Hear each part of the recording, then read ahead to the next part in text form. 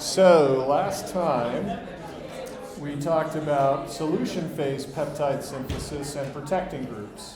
And we used Bach to protect the N-terminal group of the amino acid. We used a benzyl ester to protect the C-terminus, such that when we do a coupling reaction, we can get amide bond formation only between this nitrogen and that carbonyl, that carboxylate group. That's a nucleophilic acyl substitution reaction from chapter 16. And if we want to elongate further, we can Bach deprotect the N-terminus to reveal the free amine and then couple on the next amino acid to get a tripeptide.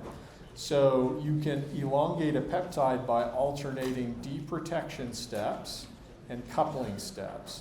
Now, one thing that's not immediately apparent from this sort of simple reaction scheme, and that of course you wouldn't worry about if you're just planning it out on paper, but what you do have to worry about in the lab is after each step, how do you isolate the desired product from the undesired starting materials, or even if the reaction is 100% efficient, undesired reagents.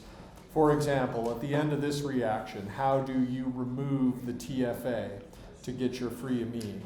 Or at the end of this reaction, if the reaction's not 100% efficient, how do you separate your desired tripeptide from your starting dipeptide and your other amino acid? And that often requires some kind of extraction or column chromatography. If you've been in the 353 lab, you know maybe about both of those things. Extraction involves taking a solution that usually has water in it and adding organic solvent to extract your desired molecule into the organic solvent. Then you got to remove the organic solvent by distillation or evaporation.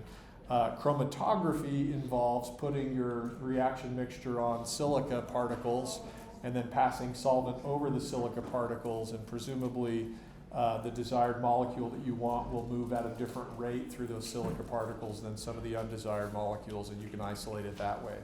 Those purification and isolation steps can take hours, and so this can be a slow process. Deprotection step, couple hours to isolate and purify. Coupling step, couple hours to isolate and purify. It can be kind of a long process. And so, and the other thing is each purification step you do or isolation step you do is not 100% efficient. And yield is an important issue in peptide chemistry. For example, suppose each of the coupling steps, suppose each of the deprotection steps is 100% yield, but suppose each of the coupling steps is only 80% yield.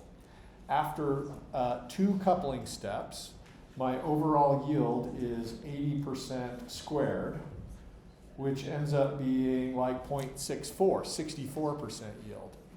Okay, after an additional coupling step, it would be down to 50% yield. After an additional coupling step, it would be down even further, which sort of limits how long you can make a peptide because the coupling step yields aren't as high as you might like. Okay. So if we want to get access to longer peptides, we need higher yielding coupling reactions. Well, all right, let's say we try to up the yield of this coupling step by using an excess of the N-terminal amino acid and an excess of coupling reagents. This just means using Le Chatelier's principle. Sometimes if you up the concentration of one starting material, you can push the reaction more to completion. And in fact, that works. You can make the yield much higher, closer to 99% or closer to 100, if you use an excess of one amino acid versus the other. So let's suppose we tried 5 equivalents of amino acid and coupling reagents for every 1 equivalent of dipeptide free amine starting material. That'll make the reaction much higher. That'll take us up to around 90 to 99% yield.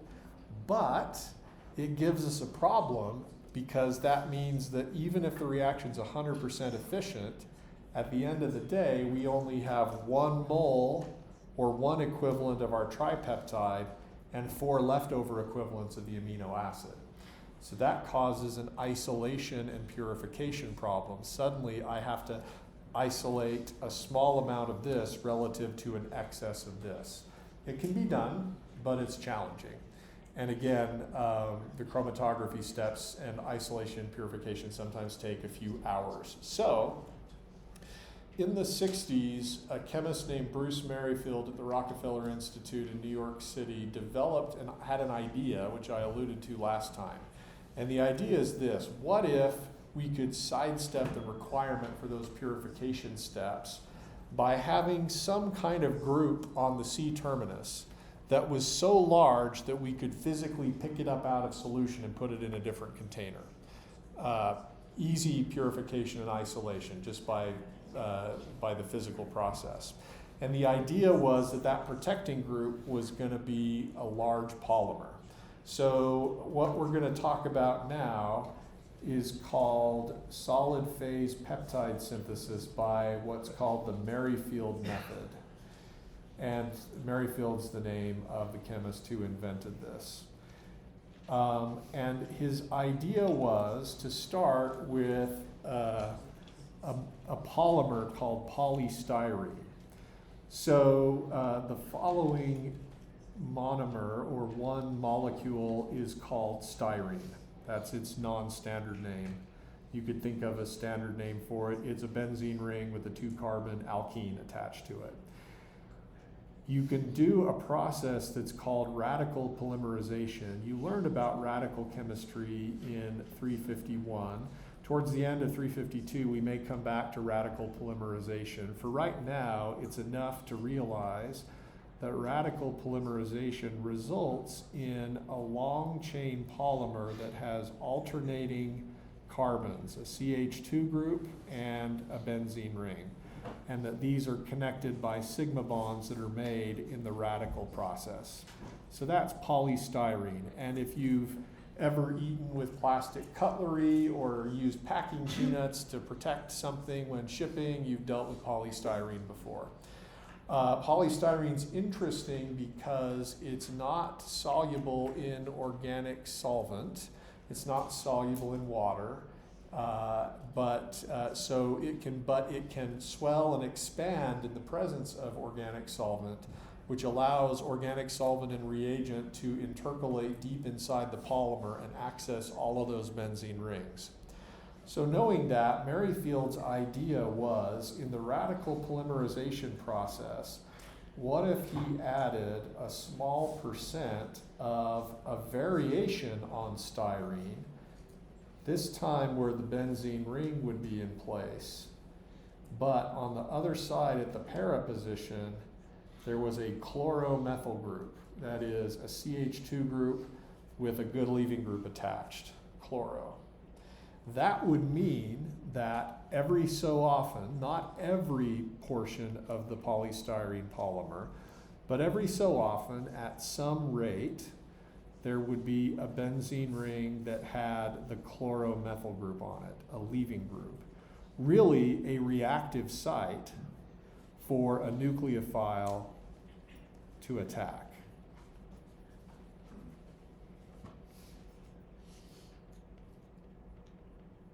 Okay, so from now on, we're going to draw this polymer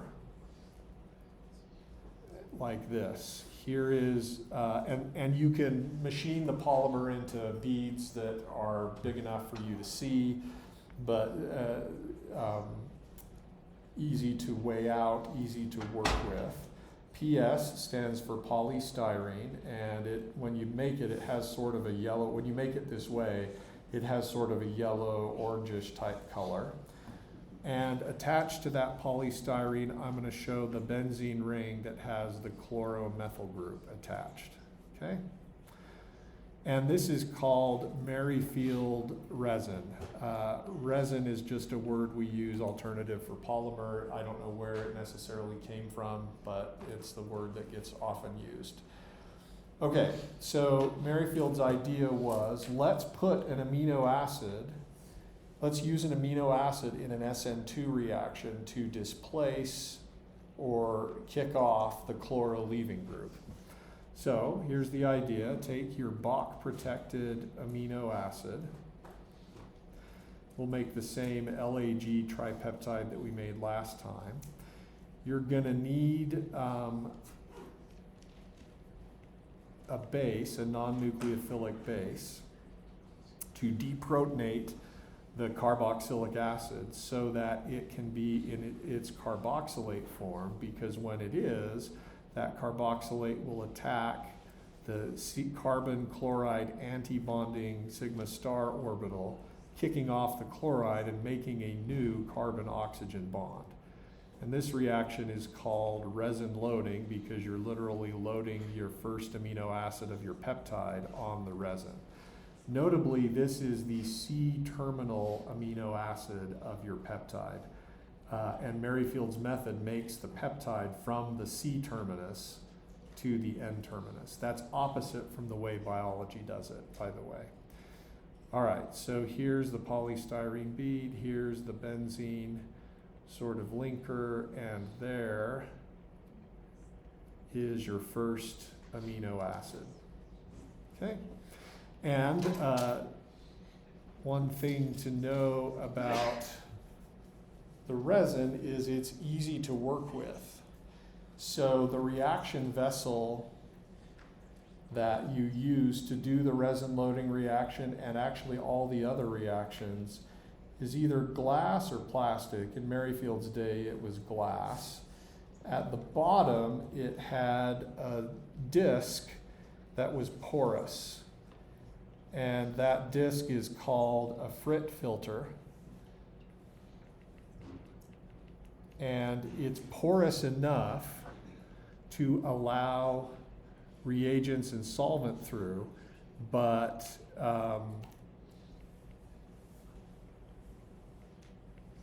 porous enough for reagents and solvent, but not for resin. The resin beads are too big to pass through the filter. There's an outlet here and then a valve which you can turn on or off. And here, if the valve is off, then you've got resin beads in the reaction vessel. And then up here, you've got, in this case, your amino acid, right? So this would be your amino acid solution with base. And you can stir the resin in this reaction vessel for as long as you need it to be complete. And then isolation is simple. You simply change the reaction vessel, you simply open up the valve. When you open up the valve, so now I need to change, imagine twisting that a different way. So there you go, now it's on. The amino acid solution drains out the bottom to waste, and you can rinse the resin beads. So this is isolation plus purification all in one step, and it takes about 30 seconds instead of 2 or 3 or more hours. So super fast, and this is the genius of the Merrifield method, that you can easily separate the reaction mixture from your desired product, because your desired product is always on the resin. Okay? All right, so that's resin loading. Once we load the resin, we're now prepared for a deprotection step to set us up for our first coupling step. So deprotection is just, because it's our Bach group, we're going to use the same conditions that we've used before for Bach deprotection. That's TFA and water, where TFA is trifluoroacetic acid, where our solution is around 90% TFA and around 50% water. This removes Bach but does not hydrolyze the ester linkage between peptide and resin. So after the Bach deprotection step, our peptide is still on resin, no problem there, but the N-terminal amino group is now free and ready to react as a nucleophile in the next reaction. Okay, so that's the deprotection step after resin loading. We will then take this deprotected resin with the free amine on it, and we will now do a coupling step. We'll call this step 2, coupling step, and this is where we introduce our next amino acid. So the next amino acid, of course, needs to be Bach protected because we don't want its amino group to interfere with the chemistry. In our LAG peptide, the next amino acid is alanine. So this is Bach protected alanine.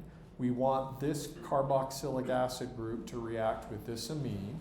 The reagents for coupling are DCC and some non-nucleophilic base like triethylamine. And here we can use easily, without any trouble, 5 equivalents of our amino acid and coupling reagent, and that's going to drive the yield to 99% or higher. And the idea is that at the end, when we've got the challenge of having our 4 other equivalents of amino acid in solution, we can remove them simply by draining the resin. Okay, I'm not going to redraw this again with a different color of coupling reagent. That would be a lovely cartoon, but we're tired, so we won't. But you do isolation and purification simply by draining and rinsing the resin. So here is your new resin, which should have the C-terminal glycine on it. We've made a new amide bond with alanine. The next amino acid is on, and now it's Bach protected. Okay?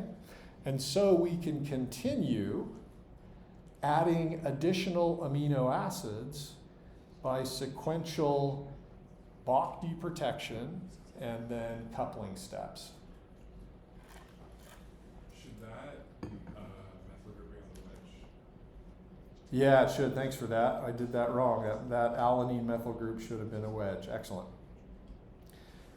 And again, you can isolate and purify simply by draining and rinsing the resin.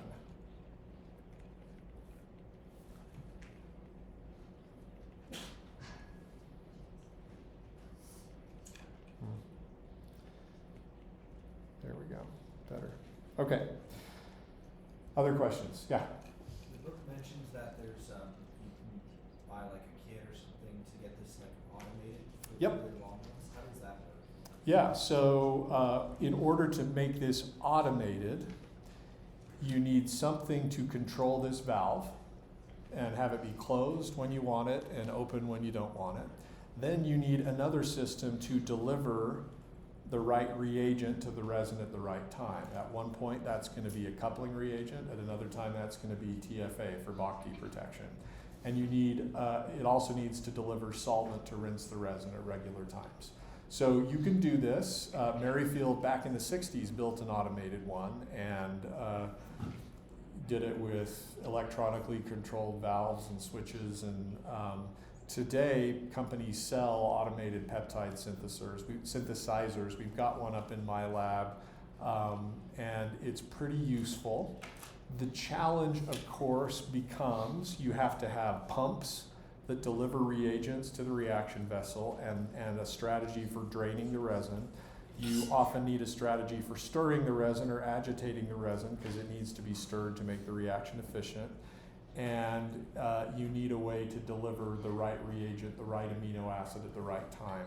There's a lot of tubes, there's a lot of switches, there's a lot of pumps, there's a lot of valves, and sometimes the valves and the tubes get clogged by precipitation of amino acids, so it's sometimes challenging to make it work well. But an automated synthesizer is sort of a standard feature in a lot of biotech companies and a lot of organic labs that do peptide synthesis. Yeah? And what would the solvents used to rinse be? You can use a couple of different solvents. A popular solvent for peptide synthesis that we typically don't worry about, but one for doing both the coupling reaction is dimethylformamide or DMF. This is a polar but non-protic solvent. Another reagent for rinsing the resin is DCM or dichloromethane, CH2Cl2. There are others, but those are among the ones that are used pretty popularly. Saw another hand. Follow-up question? Yeah. So the polymer is on the C terminus, right? So essentially we have to make it backwards. That's right. You write the peptide sequence N to C, but in Merrifield's method, you start at the C terminus and go backwards. There's a reason for that. I don't know how much of this to tell you because it's perhaps more complicated than you want to know. I'm going to show you guys that picture in a little bit, but I need to move it. So people have found that, so just to answer the question, why do we start at the C terminus and go backwards? Imagine we were taking this LAG peptide. Okay, what I'm going to do is I'm going to go through this somewhat quickly just to give you an idea of what the problem is, and if you want to know more, feel free to come talk to me about it. Let's assume this LAG peptide actually has a stereocenter here at the C terminus. Let's assume it's phenylalanine, so the peptide can say laugh, right? Imagine I wanted to extend the peptide from the C terminus. I would do a benzyl ether deprotection to get the carboxylic acid. Then I would need to activate the carboxylic acid with DCC, right? That turns the C terminal OH into a good leaving group. When that happens, people have observed sometimes that the alpha proton, once this is especially acidic, the especially good leaving group, the alpha proton increases in acidity for reasons we don't need to go into. But imagine the alpha proton got removed. Then you go through an intermediate that is sp2 hybridized at that carbon, because the lone pair would be stabilized by resonance with the adjacent carbonyl group. And if that alpha proton gets removed by a base and then put back on, you do something that's called epimerization, where because the intermediate would be planar sp2 hybridized, it could get protonated from either side. So you end up with not only the desired correct stereochemistry, but also sometimes as much as 50% of the undesired stereochemistry. And that'll mess up your peptide, because of course natural peptides have all one configuration. If you have 50-50 at the C terminus, you're not making the right thing. You've made the right thing plus its diastereomer. So to avoid that, that's a problem, especially when you're coupling onto the C terminus of a peptide. Something about having an amide bond here accelerates that process. In contrast, it's not such an issue if you just use a Bach-protected amino acid. So that's why we go backwards. That's why we go C to N, so that we can avoid ever activating the C terminus, so that we don't ever deal with the epimerization problem. Okay, so that's not a huge, if you want to know more about it, I'm happy to tell you more about it, but that's why we're going C to N. Okay, other questions? Yeah? What was the removal steps to get that PS off? All right, so we haven't done that yet, but we're talking about that. Of course, we need to remove the peptide from the resin at the end so we can do experiments on it. Yeah? I was wondering if there was some way to automate the links, like have like multiple chain pipettes, like leading to different solutions and stuff. Can you put multiple, so some of these polystyrene resin beads do have multiple chains growing off of them. They all have the same chemistry, so it would be the same peptide branching off in multiple directions from the same bead. It's like I was kind of thinking of like the solution from the pipette things, but draining it to the next reaction. Oh, yeah, so often the resin stays here and the reagents go to waste. There are people that have synthetic setups where the molecule that you want is actually traveling to different reaction vessels. That's something different, but it is an interesting way to do things. Okay, so supposing we wanted to couple on another amino acid at the N terminus, this would be as simple as doing a third Bach deprotection step via the method we've already said, and then another coupling step. For example, if we wanted to couple on that leucine, we would use the Bach protected leucine, and then we would use the DCC and the triethylamine. We would use 5 equivalents. When we were done with that, we would have our tripeptide linked to the resin. So here's the resin peptide linkage, that benzene ring and the CH2 group, then our C-terminal amino acid, which is glycine, then an amide bond with alanine, then an amide bond with leucine.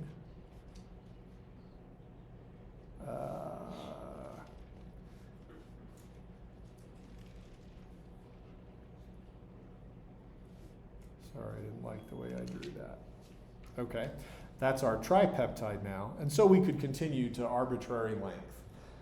In my lab, we routinely make peptides 30 plus amino acids long. It's a lot of steps, but you can do it. Supposing we wanted to get this tripeptide though, at the end, we can't forget our final N-terminal Bach D protection. You gotta remove that final Bach group, unless of course the Bach group is there, unless you want the Bach group to be there. If we're trying to make a natural peptide, you would want to remove that Bach group. That, and I'm gonna copy and paste now, sorry. I'm trying to draw as much as I can so you can keep up, but sometimes I'm tired and lazy, so sorry. That will release the amine. And now we need to cleave the peptide from the resin. We need to have a way to break the linker between the peptide and the resin. So let's highlight everything that is peptide in pink. No, come on, whatever. We'll highlight everything that's peptide in pink. And then this is the bond between peptide and resin that we want to cleave. Now remember, the way we put that peptide on the resin in the first place was with an SN2 reaction where we displaced a leaving group with the carboxylic acid nucleophile. And just for some terminology, if we're sort of separating the peptide and the resin into some chunks conceptually, you've got the polystyrene bead, you have this, which I'm going to call the linker between peptide and resin, and then you have the peptide here. So how do we break that peptide resin linker? For Merrifield resin, the strategy is to use hydrofluoric acid. Now, I need you to distinguish in your mind hydrofluoric acid from TFA. People have messed this up before on exams, and afterwards you're like, oh, I just forgot. So don't do that. TFA is trifluoroacetic acid. It is not the same as HF. TFA is a strong acid. HF actually isn't. HF has a pKa of around 4. So sometimes people see HF and they're like, oh, I know fluorine's really electronegative, so that must be a really strong acid. Actually, it doesn't work that way. HCl is stronger because chloro is a better leaving group than fluoro, because chloro is bigger and delocalizes electron density better than fluoro does. So HF is not that strong of an acid. What's probably happening here is that its conjugate base, F minus, is acting as a nucleophile to make a stronger carbon-fluorine bond and break the carbon-oxygen bond. And then probably HF protonates the carboxylic acid of the peptide as it is leaving. So after this cleaving reaction, you have your desired tripeptide, the LAG tripeptide, which I'm drawing again here, and then the glycine. And then over here, you've got your resin, where the peptide used to be is now a carbon-fluorine bond. All right? Now, if you don't know, HF is highly corrosive and it is dangerous. If you get some on you, it can be lethal because the fluoride damages your bones. HF actually can etch glass because silicon-fluorine bonds are pretty strong, stronger than silicon-oxygen bonds, and glass is just silicon dioxide. or linked silicons and oxygen bonds. So in any case, it's a dangerous reagent. As of Merrifield's time, it was the only thing available, and they were very careful about it. They used it carefully, it was fine.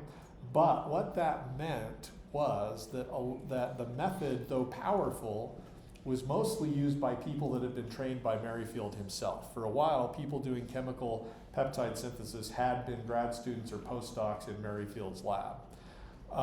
So people started to ask, is there a way we could get by without using HF? Is there something we could do to make cleaving from the resin less dangerous? And so people started to zoom in and focus on this peptide resin linkage. Is there something we could do about the functional groups that would change how labile this linkage is to other reagents? And so what I want to talk about now is redesign of this Merrifield resin to make it cleavable under different and safer conditions. Before we do that, any questions about the overall strategy? Yeah. That HF also takes off Bach? Or you just HF won't remove Bach. okay, so we just apply that with our other. That's right. We would remove Bach ourselves previously with TFA. Yep. Okay, others? Load the resin, alternating deprotection coupling until you're done. Often writing out a synthesis is just a matter of writing out a list of these steps, then following them carefully. Then at the end, you do the N-terminal deprotection, you cleave from the resin. All right, so, before we talk about the redesign, I want to talk about how useful this reaction is. So here is a picture from the New York Times in 1969. This is the only time, to my knowledge, that peptide chemists have been featured on the front page of the New York Times. This is the automated peptide synthesizer that Merrifield built in his lab. There are a bunch of dials, switches. It looks fairly futuristic, valves, reagents. This is Merrifield himself. And this is a three-dimensional model of a 126 residue peptide that Merrifield made. The peptide is actually a protein. It is called ribonuclease A, or RNase A. And Merrifield made this step by step via his method, cleaved it from the resin, and then purified it. We haven't talked about how to purify your peptide after you cleave it from the resin. That's a story for another day. People do it in my lab all the time. It's not that hard, but it's not really a main feature of the class, so we'll just gloss over it. He purified it. Now, ribonuclease A has a lot of cysteines in it that need to have the right disulfide connectivity for it to be active. So he formed the disulfides just by providing enough oxidizing agents for it to happen. It refolded correctly, and it was active, meaning it had the same enzymatic activity as ribonuclease A that had been isolated from biology. This was the first time that somebody had chemically synthesized an enzyme, and it showed that the only thing you need to make an enzyme that's active is the amino acid sequence of that enzyme. And it doesn't matter where you get it from. You can get it from biology, or you can make it yourself. Today, that's obvious to us. This wasn't obvious then, and so this was one of the ways of establishing the key relationship between amino acid sequence and peptide or protein structure and function. Interestingly, so this is Merrifield over here.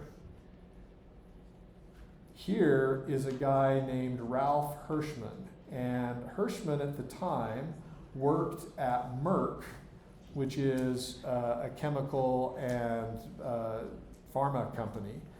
And he was working at the same time as Merrifield. Merrifield did ribonuclease A via the solid phase peptide synthesis method. Hirschman did ribonuclease A via the solution phase method. Hirschman didn't do it linearly because you can't because of the purification isolation issue. So he made chunks of the ribonuclease peptide, 10 residue, maybe 15 residue peptides, and then he stitched those chunks together to make the full-length ribonuclease A. His method was slower and more labor-intensive. Merrifield's method is published in one paper in the Journal of the American Chemical Society, JACS, in 1969. Hirschman's is published in the same issue in 5 papers.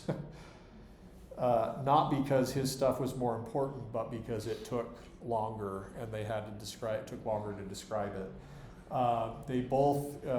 They published together, both having achieved wild type activity in an enzyme simply through chemical synthesis. And their efforts have inspired generations now of peptide chemists who want to use the tools of chemistry to ask questions that you can't necessarily ask using stuff that you isolate from nature. For example, supposing you wanted to change a functional group in the ribonuclease enzyme to something that's not naturally there. Supposing you wanted to change the OH on a tyrosine residue. Instead of an OH, let's make it a fluorine. Let's see what that does. You can't do that generally in biology because biology doesn't code for a fluoro-modified tyrosine residue, but by chemistry you can do anything you want as long as you put the right amino acid in at the right time. So this has enabled a ton of research and that's one of the reasons why Merrifield, because of the solid phase method, was awarded the Nobel Prize. All right, so let's now talk about modified Merrifield resin to avoid HF.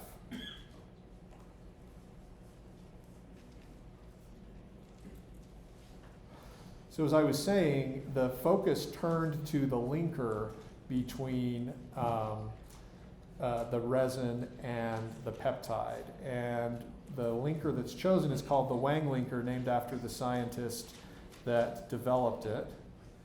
And it is interesting because the Wang linker has an additional functional group between the peptide and the resin. So you still make it from Merrifield resin. You've still got this sort of chloromethyl group. But then you install an oxygen and another benzene ring. And then at the end of that, you have the chloromethyl leaving group. So just contrasting that with Merrifield resin, I'll scroll up just to copy down Merrifield resin so you can see it again. And you can see the contrast between Merrifield resin and this now resin with the Wang linker or Wang resin. Here it is, and you see they both have chloromethyl groups, but there's an oxygen here attached in the para position. And that oxygen is important. That oxygen makes all the difference. That oxygen is an electron donating group by resonance. Okay? So, what we're going to do is skip ahead conceptually to imagine the Merrifield resin with the Wang linker, and imagine what would happen if we had a long peptide on it. As you can see, because it has the same chloro group, we're going to use the same method to load the resin as we did above. That's fine. Let's skip ahead. We won't talk about coupling or deprotection just yet. Skipping ahead to the peptide attached to the resin. So here we're just going to be really generic, put an R side chain, and then here will be the rest of the peptide. So we could have a long peptide here. Now, we're specifically focusing on this bond, this ester bond between the oxygen of the C-terminal carboxylate of our peptide and the CH2 group of the resin. It turns out that this bond is cleavable under conditions other than HF. In fact, this bond is acid labile in sort of an SN1 reaction. And I want to show you why. So the reagent of choice for cleaving this bond is TFA. What likely happens is that TFA protonates the carbonyl oxygen of the C-terminal amino acid.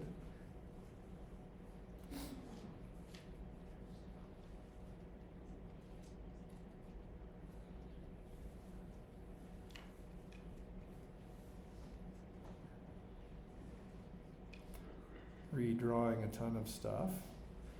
Protonating that carboxylic acid turns it into a good leaving group. Need a little bit more space for the rest of the resin. Here's the benzene ring, here's the para-oxygen, and then there's the other benzene ring and the polystyrene bead. Okay. So now an SN1 reaction can happen. And you're going to look at that and say, no way. Because what I'm telling you now is that your entire peptide is a leaving group. And what I'm proposing to happen is that this bond breaks and forms a new oxygen-carbon pi bond, and then the carbon-oxygen pi bond with the carbonyl breaks. And after this reaction, your peptide is free.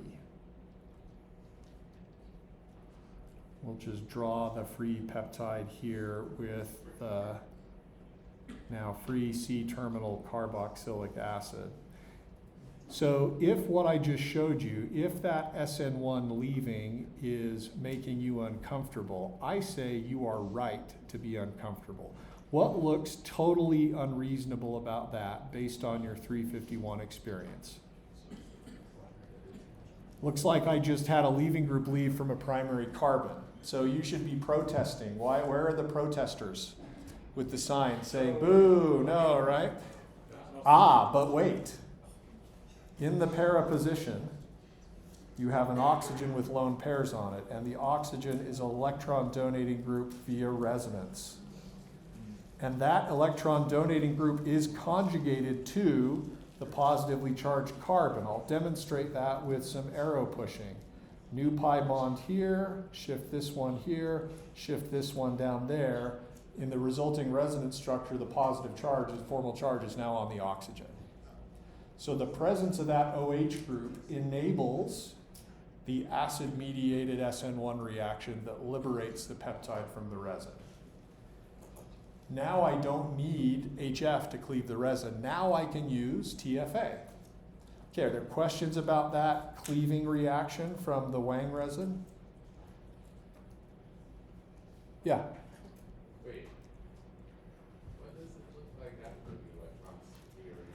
Sure, I can draw that resonance structure real quickly. I'll just abbreviate it. We'll do an R here for the rest of the resin.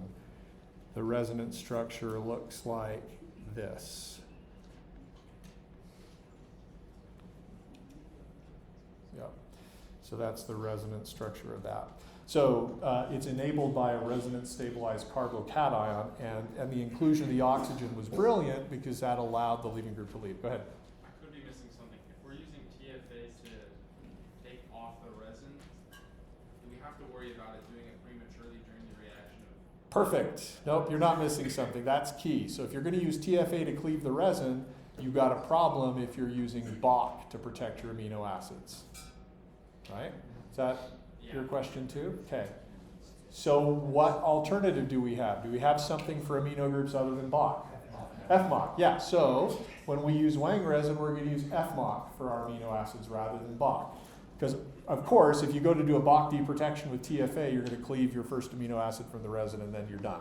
Terrible, terrible way to do chemistry. So starting from the Wang resin, here's how the synthesis changes.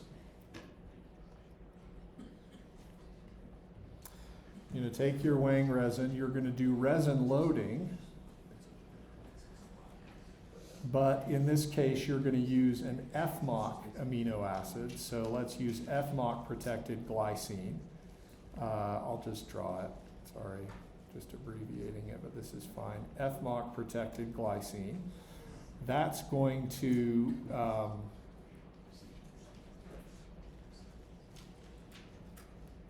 there's so much drawing today. I'm getting tired, but you guys must be even worse tired. Actually, I'm more tired than you because I did this twice. I've done this already today. So if we're going to have a tired contest, do you ever have a friend that needs to outdo you when you're having a bad day. They need to one-up you on the badness. I'm one-upping all of you on the tiredness of my writing hand here. Sorry, we don't need to rank tiredness. All of us are similarly tired. Anyway, yeah, then you need to do FMOC deprotection, which involves piperidine. Piperidine is the cyclohexane-looking thing with the 1NH in place of a CH2 group.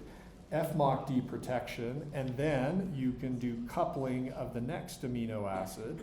Again, you'll use your FMOC protected amino acid. In this case, I think our next one was alanine. And you'll use DCC and triethylamine. You can use 5 equivalents excess. That's going to install the next amino acid onto your resin and so on.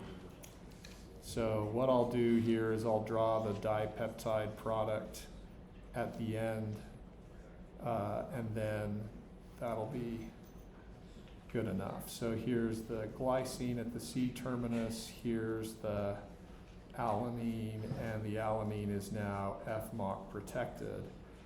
And then I'm just going to put et cetera here because you can extend out to arbitrary length. In my lab, we routinely make peptides 30, 40 amino acids long. And then at the end, you cleave using TFA instead of HF. It doesn't seem like a big deal on paper, but the fact that you could use TFA rather than HF led to a dramatic increase of people doing peptide chemistry. Now it's accessible even for non-experts, even for people not trained in Merrifield's lab. When I started grad school in 2003, this FMOC method was the one that I learned. It's still the method we use in my lab. It's the most widely used method. There are still people that use Bach, and there are some advantages to using Bach, but in general, FMOC is easier to deal with in a practical standpoint. TFA, trifluoroacetic acid, is a strong acid. It's still dangerous, but if you get it on your hand, you're going to get a burn or a blister and not die. So it's safer than HF. That being said, we use lab coats, goggles, even sometimes face shields, and nitrile gloves. Sometimes we double glove to protect ourselves in the lab so that in general we don't splash ourselves with TFA. But it's a much safer reagent than HF is, and so the invention of sort of FMOC and the Wang linker really did make peptide chemistry much more accessible to your average organic chemist. Okay, other questions you have at this stage? Go ahead. So, I'm sorry, this is kind of just a rabbit hole, but if we don't consider hydrofluoric acid to be that, like, acidic, how does it, like, why does it, like, if it's not that acidic, why does it do so much damage? If it's not that acidic, why does it do so much damage? Because of this. Chemistry of it, but why do we consider that to be not that acidic? Well, okay, so HF isn't acidic in the sense that isn't that acidic because its pKa is 4. So as an acid, it's no more acidic than vinegar is, than acetic acid is. But the thing that makes it dangerous is the strength of the bonds with fluorine that it can form. Not only with carbon, but also it can form bonds in your bones. So it's dangerous in that sense. Yep. All right, well, I'm tired and you're done, so let's call it good for today.